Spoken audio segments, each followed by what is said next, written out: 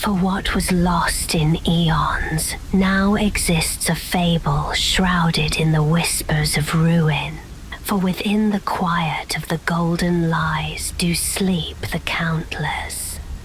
In solitude, shadow dances with silence, a masquerade for where stars dare not gleam, yet some demand it to be broken. Through veil of frost and fire, they endure, unbent by time, unburnt by flame. They sought to chain the senseless, to tame what which captures itself. Yet a child's fist can only grasp that which is smaller. Each blemish of strength turned into a cursed sigil. Each loss a burn against the obsidian sky. Carving meaning from the massless, stitching purpose from pain, and bleeding light from the gold they trialed. And now, under the eye of the petrified soul, they rise not as an heir, but as an end, bearer of stillness, crowned by stars. A new Nightreign.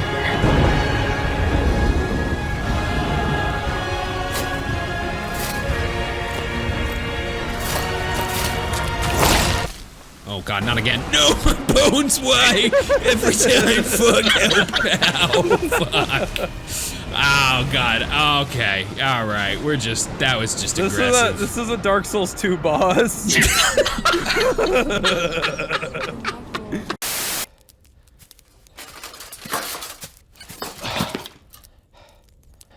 Fuck, this game is good.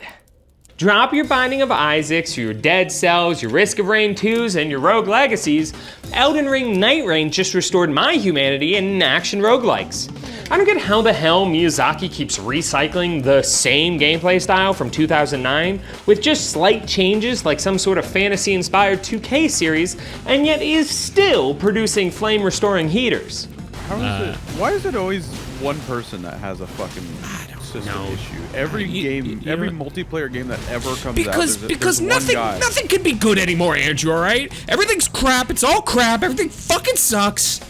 Alright? Fucking liberals! Right now, dude. I just want to fucking cry. Liberals! I'm just a little soy boy, alright? This is all I have. Let me soy myself. This game's a low-effort asset flip.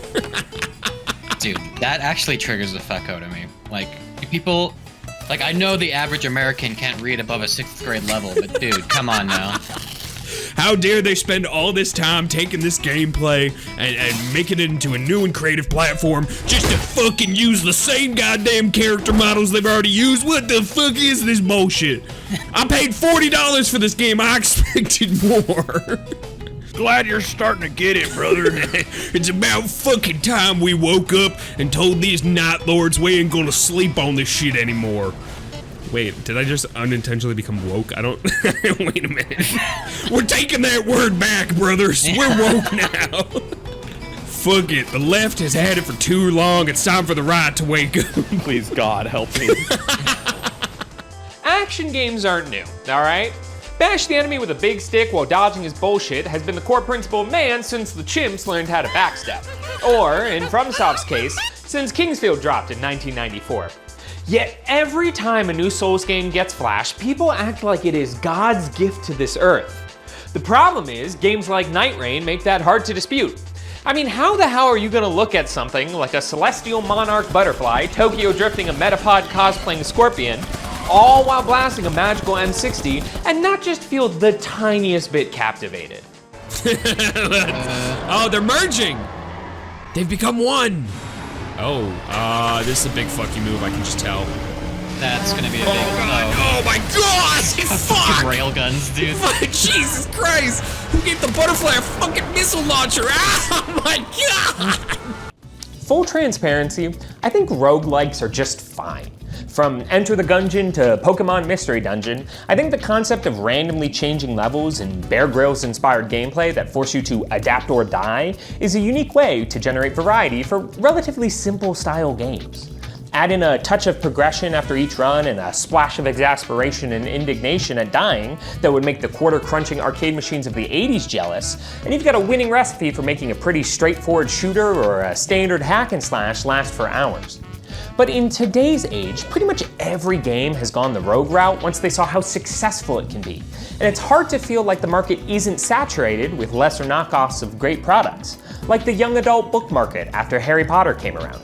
I was waiting for me to get here. Doctor Impatient. That's me. Yeah. It's me. I didn't wait a full fucking day to go see Harry Potter and the Cursed Child, which, by the way, was a god-awful play. Personally, that sounds awful.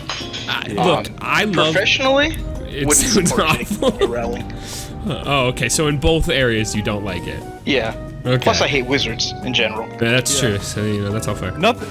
For no other reason does he not support J.K. Rowling other than the fact that he hates wizards. That he hates Wait, what else? In fact, he stands with all of other JK's policies. What else did she do? Well, she created a lot of wizards, I can tell you that. I know. That is a good one. I like that one a lot. Souls-like games are a bit of a different story. For those who have been living with a dung eater for the past 15 years and don't know what a Dark Souls game is, a Souls-like refers to a subgenre of the action RPG type of game focused on high difficulty combat that cultivates but doesn't necessarily punish dying, massively large amounts of almost insurmountable enemies, and levels of environmental storytelling for which Vadi Vidya could earn a PhD in. But to me, their value always came from a gameplay perspective. It isn't so much of a battle as it is a puzzle. Sure, you swing your sword, shoot your spells, and fat roll your way to victory, but Souls-likes tend to avoid the insane combo strings of games like Devil May Cry or Bayonetta in favor of slower, more methodical combat. Each swing, whether from an assassin's dagger or a colossal great hammer, carries weight and commitment. And thinking you could simply butt mash your way to victory because the attacks are large and slow is like a modern day man thinking he could beat a hippo in a fight because he's only ever seen them lazing around by a river. All right, we do have the hippo. Let Duran fight tonight. We can deal with the... Oh. Mr. Sekiro. Well, John Segiro. Good old Jonathan Segiro. All right, I'll focus on the hippo. Come on, big boy. Square up, brother. Grit your teeth. If it's easier to process, I recommend viewing Souls-like fighting as almost a dance with a new partner. Your first few interactions are gonna be messy. You're gonna roll left when you should have rolled right, run out of stamina right as you need to guard a big attack, and you'll see the words "you died" more times than your father has said he loved you, so at least once. But yet you keep practicing this dance. You're learning the ins and the outs, the quirks and the kinks until something just clicks. That once insurmountable health bar stops looking so massive, your rolls start to become a bit more precise, and you realize you probably should have stopped using Lightning Ram as a special skill because it's just so shit, and you enter a flow state that seems almost poetic. And when recital shifts to showtime, your body just becomes one with the controller, even if your brain cells still might not be there yet. They go, it's Wendy's. Nope. Louisiana fast. Nope, I don't really think so. Yep. And then there's the Burger King theme. It goes, Burger King. Boom. Yeah, there it is. Holy shit. Get out of my head. The brain sync was too high. Somewhere the scientists that have us in test tubes and are monitoring us are like, oh god, they're achieving perfect synchronicity. Me and Duran have been doing it for 2 days straight, so we're all just fusing into one fucking mess right now. The poor fucking lab scientists that have our bodies locked up in a cage are like, they're moving through the tubes. Their flesh is fusing. We're tubing. We're becoming one amalgamation of just brain rot. It's really unfortunate. Oh, it's fortunate for us. Soon we'll break out of this lab and consume everybody. Just donging them over and over. Return the slab. Return the slab. Somewhere a scientist is like, we've just made a genetic discovery. We found out one brain cell can be shared amongst 3 people. Does it have the same properties as when it's just 3 brain cells? No, it's 3 times as stupid. Who would have guessed? It's actually like a double negative, but it's a triple negative. It just goes back around. It's so fucking stupid that it's still stupid. So if a roguelike games require you to be fast and willing to switch your style of gameplay on the fly, and Souls-like games require you to study, learn, and overcome through trial and error, how the hell do these two merge together into something so fantastic? Well, for all my strength builds out there, let me introduce you to the Chinese concept of Yu, a mythological method of poison making in which various venomous creatures are forced to royal rumble inside of a sealed pot until only one remains, believed to now contain the combined toxins of all the others while eliminating any various weaknesses. Kind of like some sort of ancient version of a modern day reality dating show, but with weirdly the same amount of venom. In Nightreign's case, the combination of the keep trying until success from a Souls-like pairs perfectly with the repeatable yet uniquely different gameplay of a roguelike to create something that is more than the sum of its parts, even if it can sometimes be a bit messy. Rat. Stab him. Stab those fucking rats. Damn fucking rat. Yeah, get them fucking rats. Stab them in the ass with your big fucking halberd. I got a rat bag. I put all my rats in my rat bag and I hit other rats with my rat bag. Ew. The visual of a gross New Yorker carrying around a bag of rats to beat up rats to then add to his rats, it's just modern day Pokemon. Well, I kill a rat and I put it in the bag and it empowers the bag for the next rat. I got an electric rat, I put a taser on it. I got a fire rat, it's got a lighter. I had a water rat too, but it drowned. I just meant it's a bag of dead rats, and every time I kill a rat, I put it in the bag. Yeah, that makes more sense. Let's talk about the gameplay loop. Nightreign runs start off pulling traits from a battle royale, with you either as a solo, duo, or a team of 3 dropping into a randomly allocated map. As the day progresses, it's up to you and your team to move through various encampments, dungeons, and fortresses to defeat enemies and bosses from Souls games prior, all in the hopes of leveling up and acquiring better gear and stat bonuses. Should you be outwitted by swords or Caitlin Clarked by a troll shooting explosive 3s from a castle wall, your teammates will have limited time to get you back up before you perish, respawning at a nearby site of grace and requiring you to grab your now dropped runes to recover a lost level. But that doesn't mean horrors don't await out in the world too, as field enemies called Great Bosses love nothing more than to remind you that yes, this is in fact still a Souls game. Uh-oh. We gotta go. this boss. Yeah. Yeah, that's what I meant big by lightning. Nightreign. Oh, okay. Yep, there's the lightning. Yeah. I literally walked over to grab my souls and he fucking one-shot me. Yep. He just did it again. Okay. Fortunately, I don't. Oh, he's coming! Oh no! Oh Damn, god! dude, that's 65k souls. Fuck me. Duran, I'm bringing the boss. I hope you wanted to kill him, because he's here now. We're not out yet. As long as we can see his health bar, he can shoot a lightning bolt at us and kill us. Ow, my god! Yep, I told you. Why did you have to jinx it? I didn't jinx it, I just was fucking... There was a second one! letting you know What the reality the of the fuck? situation. Yep. As the day progresses tonight, you'll find your heir to explore stifled by the night's tide, until you are eventually pushed into a final circle and battle against another great foe from Souls past. Should your team's blades be dull and drinks be drunk before the battle is over, your run will end, kicking you back to the lobby before the night begins anew. This is also a great time to point out how cool I think it is for FromSoft to pull back bosses from Dark Souls games prior and allow you to fight them with a more modern combat system. While Souls combat has been relatively the same since Demon's Souls, quality of life improvements over the years, and even in this game, such as mantling walls or the new sprint burst for a faster yet more costly movement option, have been fantastic about creating combat scenarios that are not only more fluid and engaging, but still maintain that same white-knuckle gripping dance from prior. And for new players, pulling past bosses allows them to slowly develop the same level of PTSD we all have upon seeing that one familiar face eke out through the fog of darkness. Mater Neil? The boss is so fucking dog shit, dude. Yeah, that guy could suck a giant bag of dicks. Later that same evening. Outland. Oh my god! No! This is your nightmare, Andrew. This is your fucking enemy. To help stave off the scarlet rot common with playing a roguelike over and over again, Elden Ring Nightreign allows players to select up to 8 different characters at the start of a run, each with various gameplay styles, preferred weapons, and abilities.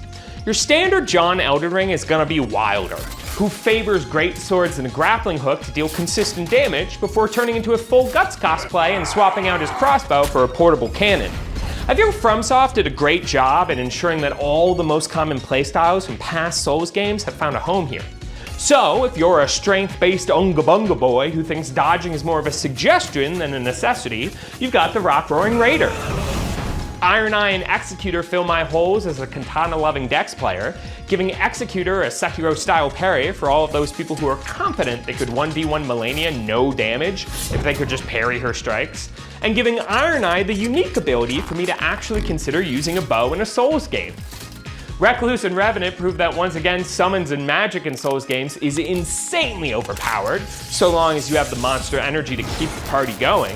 And Duchess serves the unique role as both a spellblader and one of the few female characters Miyazaki actually lets wear shoes. And then there's Guardian, my feathered champion. Uh-oh. Wait, you're not a bird? What the fuck? This is Stolen Bower. My turn. Bird up. There you go. In every Souls game I've ever played, I've always found myself preferring the light-footed Dex characters. I would two-hand the Moonveil in Elden Ring, or the Shikage in Bloodborne, or the Katana, again, in Sekiro. Huh. Something about weaving gracefully in between attacks and doing my best Virgil impression just speaks to me. Likewise, I almost never use a shield because who needs a shield when 2 swords does more damage?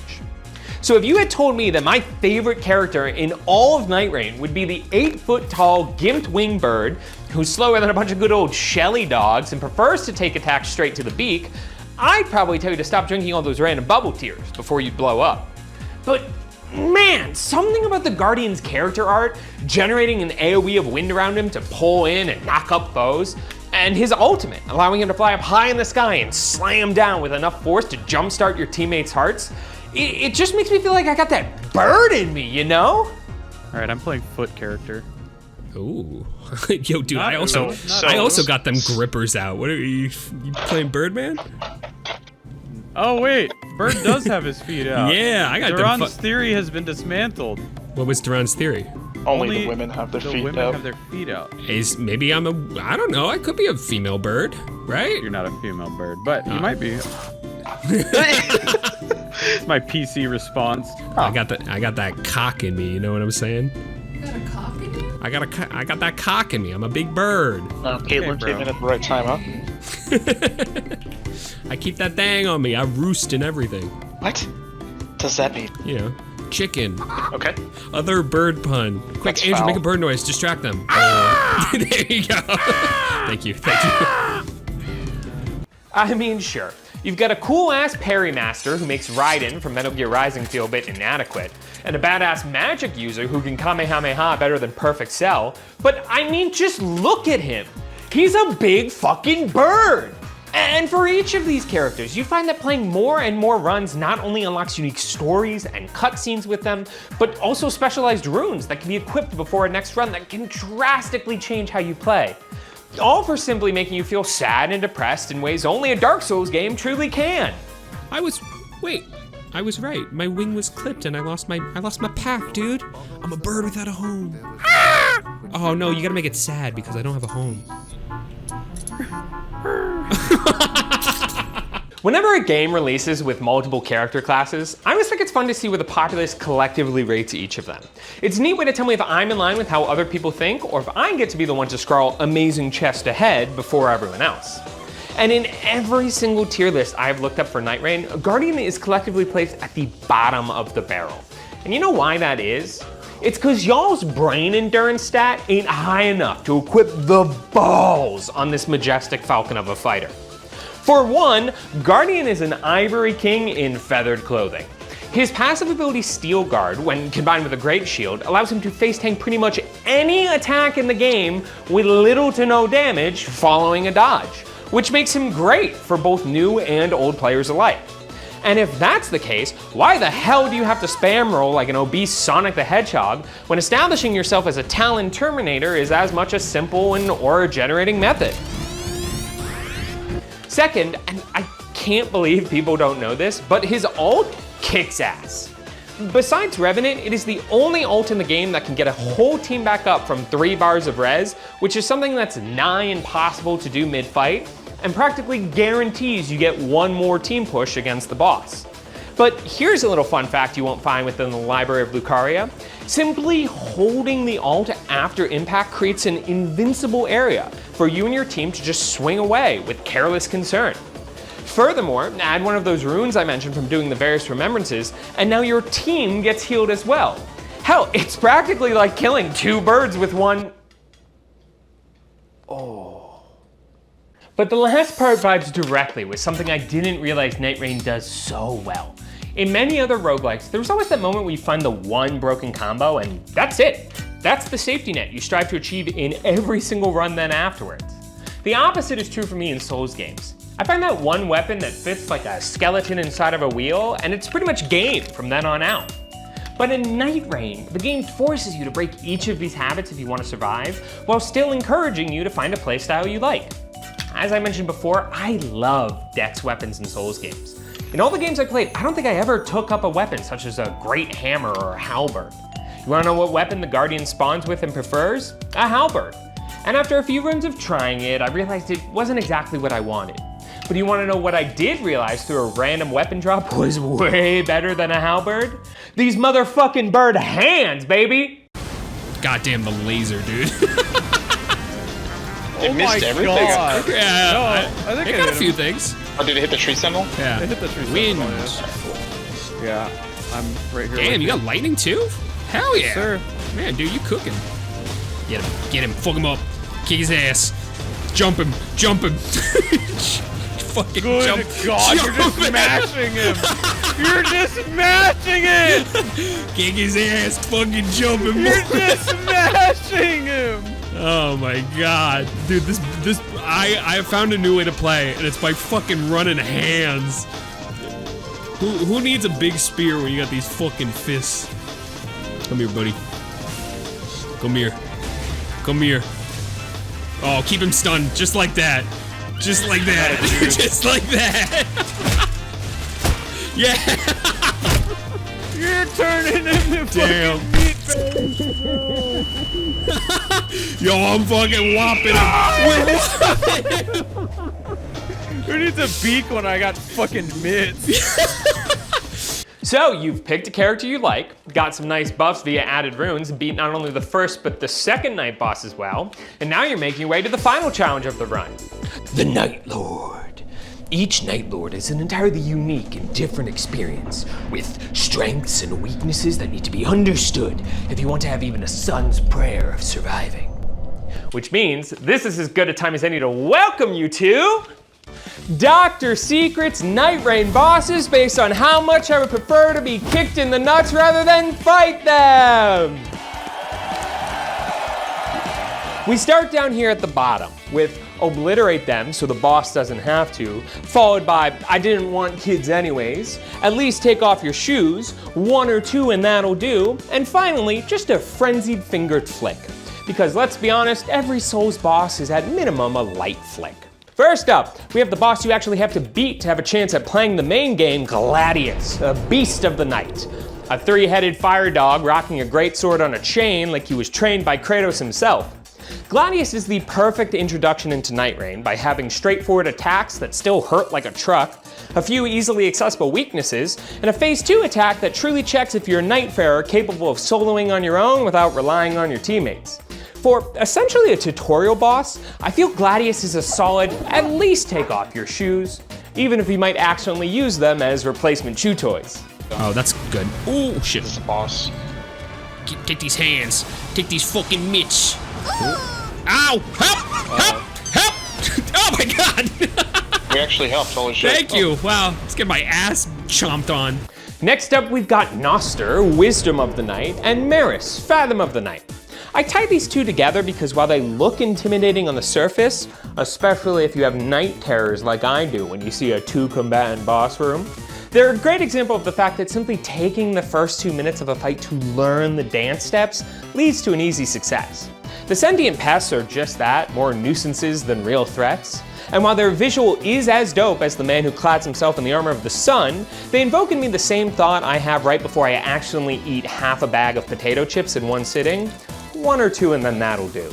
It would be interesting, yeah, you know, right. like a Dark Souls 2 is a cool concept. I don't know why they skipped it to go straight to 3, but... It's the Windows thing. That's what Andrew said. I think. Right. That's what I said. Oh, shit. My bad. joke. My bad. I didn't take your joke. I credited it to the wrong person. Hearing That's like Duran in the background, I'm just imagining him like 50 feet away in a closet yelling this right now. I was trying to defend Sheldon, but I got so excited to defend him that I inhaled a piece of potato from the french fry I was eating, and I almost died. I'm seeing... Could you imagine the health bar appearing at the bottom for a potato chip now? As you're fucking choking on it. Like, I tear the bag open, and it goes... And I'm like, what? Lays, destroyer of Andrew. Oh god, what a horrible boss fight that would be. The Cheeto, consumer of fingers. Cheeto, become my blade once more. I can't get the visual out of my head now of fucking Andrew squaring up in a kitchen against a fucking bag of Cool Ranch Doritos. Fucking Destined Dorito. Destined Dorito. Maris gets massive points in the coolness factor for me simply because of how unique this encounter is. Unlike other big baddies of the Soulsverse, Maris attacks feel more like the world is fighting against you, rather than the boss. What with tentacles popping out of the ground and waves blasting throughout the arena, Maris will simply float around for the most part, occasionally sprinkling some water on you, meaning that taking a ranged option is essential for keeping things from drifting, lest you get some lucky melee strikes in while they rest.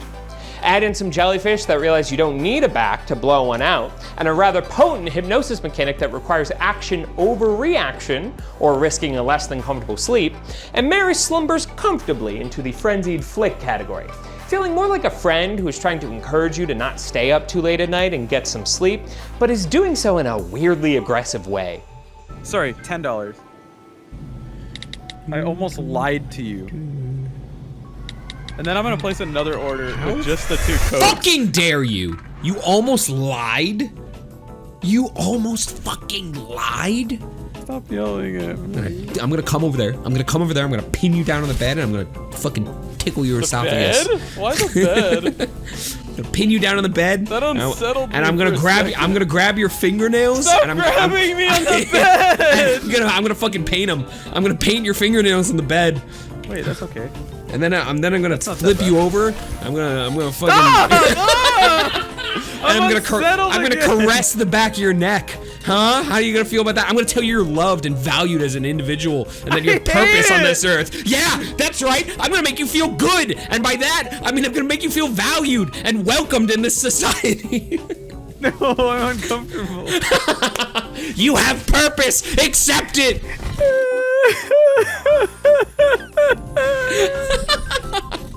You ever break a man by telling him he's worth something? This is what Elden Ring does to a person. No, he's dead. You really broke I got him. I'm gonna do more than just break him. I'm gonna reformat him. I'm gonna make him into a better individual. I'm gonna make him achieve his truest self, the potential I know he has. I'm not gonna touch you physically, I'm gonna touch you emotionally and spiritually. No. I'm gonna awaken you. You're gonna achieve ego death and ascend to a higher plane of consciousness. Stop. And then we'll have vigorous butt sex. Libra, the creature of the night, takes our moonlit stage next as easily one of my more favorite bosses to fight. Libra can actually be seen occasionally creeping around in Limgrave on day 1 and 2, offering strong weapons or perks in exchange for costly demands, and does the same before his battle kicks off. essentially hoping to trick you into making a goated deal, but in his favor. But while Libra's madness inflicting arcane beams might affect you both in and out of game, Libra is one of the first bosses on our list with some version of a raid mechanic. A gameplay aspect that requires a solo player, or a team of players, to work together to accomplish an objective or risk great trouble. In this case, by smashing sigils meant to prevent powering up Libra's defense and his next few attacks. For me, a solid shoe remover, which helps because goats don't have feet. On the other side of the polearm rests Fulgor, Champion of Nightglow, because I guess just letting him be Champion of the Night was a little too nice a title. A centaur warrior who feels like a tree sentinel decided to smoke up an ulcerated tree spear just with how cracked out he's become. Like Libra, his attack pattern is pretty easy to get down if you just focus on when his glaive is charged up for a nice wind attack. Even his knockoff Running of the Bowls impression isn't too frustrating to deal with due to the implementation of burst sprinting. But once that Erdtree's blessing wears off and the drugs start fighting back, the function shifts from a relaxed hangout to a dare special about the dangers of black tar heroin. Definitely not having kids after dealing with him, even more so if Dark Souls 3 ever got you judging your gun determination. I think Udix Gundyr is a dog shit teacher. Well, so that is an opinion. It's not even close. 2 Gundyrs is way worse than Commander Duel. He does the spear thing and he fucking pokes your ass. Dude, I hate him. Later that night. Like, I can't imagine it's hard to dodge. It's that I can't nice. tell. I'm gonna get him. He's not stunned. He's, what the fuck? Oh. What the fuck? He's Udix Gundyring. Oh no! What? He's Udix Gundyr. Oh my god! Oh my god. I thought, dude, we saw the Commander Neil and I thought that was your nemesis. This is your true fucking nemesis. Holy shit. Finally, you've got Caligo, Miasma of the Night, who easily wins Nightreign's award for coolest boss, pun fully intended. This iced out dragon not only rocks one of the best themes in the entire game, but does so alongside a fight that is both visually enticing and combatively challenging. Their size alone makes approaching Caligo feel like taking the first steps towards the mountaintop of the giants, and his frost breath and ice blast attacks makes even taking that first step feel daunting in and of itself. Add to the fact that Caligo employs the raid wipe mechanic in one of the most visibly attractive looking ways possible, and I'll say I'll even allow you to keep your shoes on, if it means I can keep battling this Arctic ancient on a day-to-day basis. Dude, how are you supposed to dodge this frost breath? I think Carefully. Boost, yeah. I'll get him. Okay, yeah. Ooh, I don't like that. Oh no, what the fuck? Where'd is he going go? on? What's, oh. What is that noise? The sky is freezing? What the fuck? Oh guys- shit. This Look is up. some Kingdom Hearts shit, bro. Oh my lord! Oh, What the hole in the middle! No! Fuck! For the sake of spoilers, I'm gonna hold off talking about any more of the bosses so that the people who are looking to play the game can experience some of that excitement for themselves. Now, to the people who have played the game, I'm sure you're thinking that I forgot one boss, and to that, I'll simply say no. Because Adal, Baron of the Night, is less of an interesting boss encounter and more of a giant gaping asshole that you will no doubt end up inside of. I'm being done by the boss right now, so I think he's taking his time. I'm trying to pull folk. Oh, he's doing a white fuck. This is a big hit move. He's doing a white fuck. Oh. Oh, Jesus. Okay, alright. If we could just hold on a second here. Woo! It's alright. I'm a bird. I prepared for this. Oh, take to the skies. Ah! Whoa! Whoa! What the fuck? What the fuck? He caught me in the air! That was bullshit! I was doing my own, you fuck! That's not fair! Bird up. In all my years playing Souls games, no boss has ever made me as angry as this manufacturer's fuck up of a fleshlight. Adal is an uncontrollable abomination of a boss who flails its body around with reckless abandonment like a frat bro learning what stair diving is. This hemorrhaging hemorrhoid loves nothing more than to pelican his ass along the floor and scoop up anyone who doesn't have light rolls with lots of invincibility frames or perfect timing, meaning my heavy egg basket of an ass was prime food to get chomped into oblivion, triggering blood loss and massive damage over and over and over again. For the longest time, It felt like no matter what I did or how I reacted, I ended up getting lodged in his throat like a fat man guzzling chicken wings. And should you get him to phase 2, this discarded piece of phlegm decides to turn up the voltage and begin striking the area with lightning.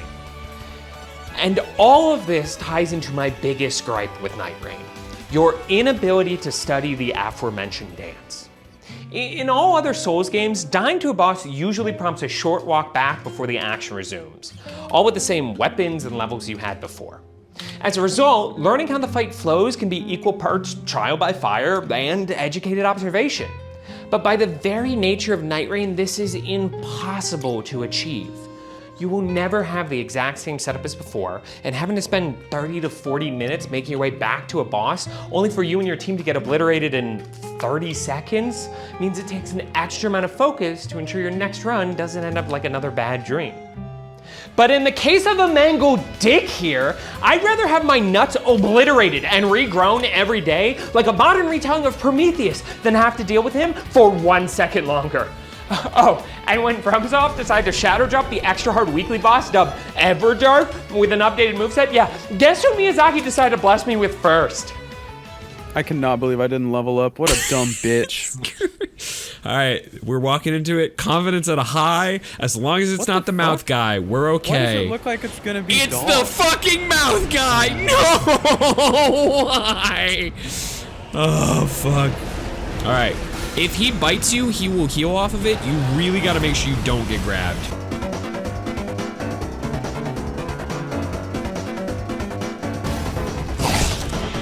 All right, You're doing we go Heidi mode. Oh, God. I haven't been able Watch to the mouth, really don't get grabbed. Why me? Why me? I was He got fucking- both of us. Oh, good. Okay, good. This is great. We're all right. I We're died. doing. All right. Please let me get it. Let me get him. No, why? I fucking hate this guy. Big chomp. Dude, I can't give up. All right, I'm pulling focus. He's doing the chomp. Don't you fucking dare. Oh, you asshole.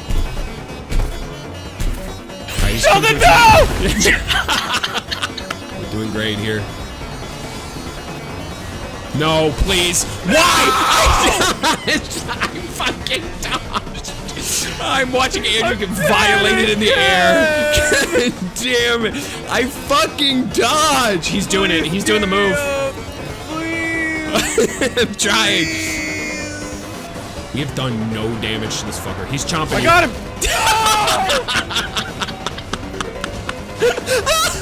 Oh my god! This dude's fucking shot. Give me up! Give me up! I'm laughing. I can't focus. Shut up. Oh my god. He's careful. He's doing the jump. All right, I'm going for him. I'm gonna get him. Tell me if he starts turning this way, please. I hate that the camera rotates. Oh, Lock on! I'm trying!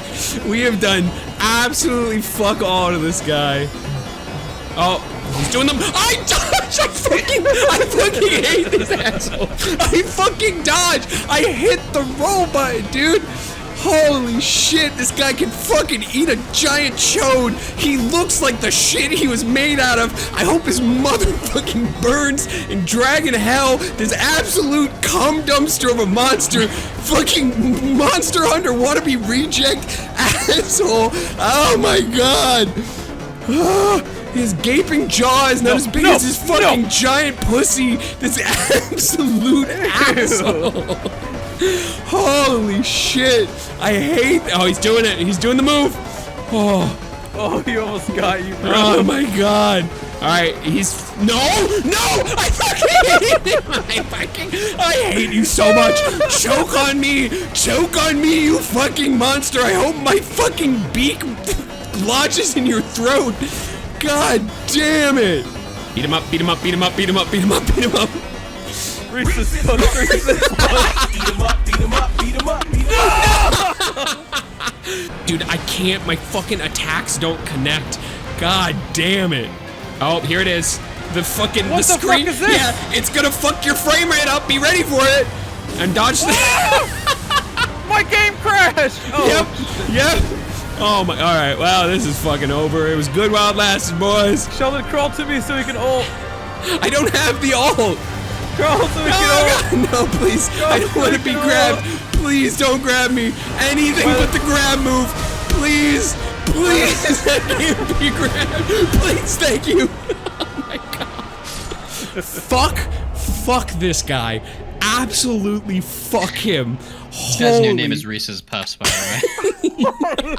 Get him up, get Eat him up, eat him up. But when the day comes anew, Nightreign is still a fantastic experience that I think will remain in my played library for a long time. I didn't even get to talk about the various random effects that pop up as you play, such as getting jumped by other bosses like some sort of reverse co-op summon, or the various ways the map can shift and change with the earth to create new and exciting areas. My favorite things about Souls and roguelike games will forever be those moments of intense stress, where you and the boss are both at death's door, and it just takes one little knock from either of you to give the other a win. By combining gameplay from both genres that help offset the negatives of the other, all into 30-minute bites where moments like this can be generated not just alone, but also shared with a group, and I feel like I have to remind myself that there's a reason Elden Ring won so many awards, and for the first time ever, a DLC was nominated for Best Game of the Year. Nightreign is a beautifully twisted dream that takes you back to the world of Limgrave, while also honoring the decades of gaming that came before it to get it to the fantastic state it is today. And by God, if the add-ons for this game are anything like what I experienced in my 40 hours of playtime, I can only hope that this is one night that never ends. How are you resetting your pie slices like that? That's crazy. I don't know. Maybe it's the ult? What the fuck? What is this? Well, we're good. Everybody's good. Holy fuck, it's a He's B-52. doing it again. He's doing it again. I'm going for James. I have a genius plan in play. Just gotta give me 1 second. Oh, come on. Oh no, it's under me. Oh, fuck. He's doing an AoE. Stop yelling, please. Stay alive above all else, Max. Yeah, I'm trying to use you to get my ult up. Oh, that works. Oh, I'm frostbitten. Wait, breath. Yep. Good call. Got my ult popping? Breath. Yeah. All right, you're gonna heal? Okay. Oh, I wish I was near you. yeah, I know, I'm sorry. It's okay, I gave you reduced Thank you. All right, nice and slow. No rush. Come on. Yes, good stun! Wow. Go, all damage! Let's go! Hell yeah! My ult barely came up at the Shit! end. Woo! My ult barely came up at the end. Oh my God! Damn, that was Great insane. work, everyone. Fucking awesome. Woo! Yeah, give him one more for the road, baby.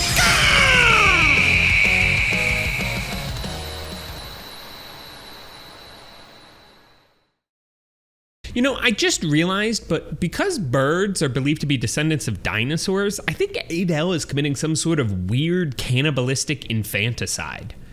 But knowing that weird fucker, he probably likes it. How's it going, everyone? Thank you so much for taking the time to watch all the way through this video. If you stuck around to the end, it means you had to enjoy it at least a little bit, right? Or if it was randomly playing as part of your YouTube autoplay while you slept, then good morning, beautiful.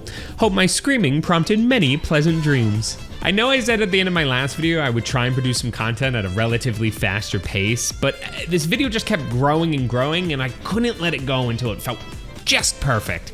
I probably put in about 500 hours into Source Filmmaker alone, really trying to challenge myself to create some new and interesting stuff, and while I think it came out great in the end, it definitely crept away from me, so I thank you all for waiting. On top of that, I had a bunch of real life issues, like I ended up moving, I had tech problems I had to deal with, from my mic to recording software, Silk Song came out at one point. I mean, the challenges never really ended. Hell, in this video alone, I learned how to use Hammer Editor. Have you ever seen what Hammer Editor looks like? 'Cause like, what even is that? Before I go on, some big shout outs to the many people involved in the making of this video. I gotta give a special thanks to Boys May Cry, aka Cartridge Chokers, for the thumbnail. And an equal special thank you goes out to Pupper Shupper, who not only made the Guardian and Wilder models, but gave me a crash course in blenders so I could make a lot of additional models used on my own.